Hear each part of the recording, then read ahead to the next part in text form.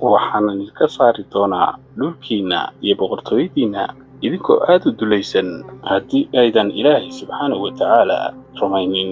Kadib ciidankii waxay ku noqdeen boqortooyadii Balqiis si ay ugu sheegaan waxay la soo kulmeen. Kadib boqoraddii Balqiis nebiyullaahi Sulaymaan ayay fariin kale u soo dirtay, waxaanay tidhi, aniga ayaa lugahayga kugu iman doona si aan u ogaado diinta aad faafinayso iyo waxaad waddo.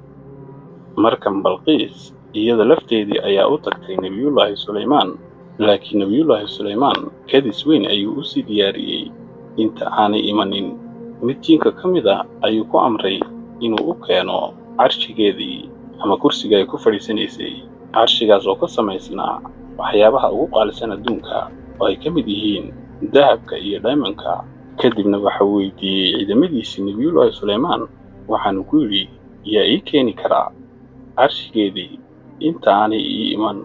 Mid ka mid a ciidankiisa ayaa ku yidhi, aniga ayaa kuu keenaya inta aanad ka kicin goobta aad fadhido.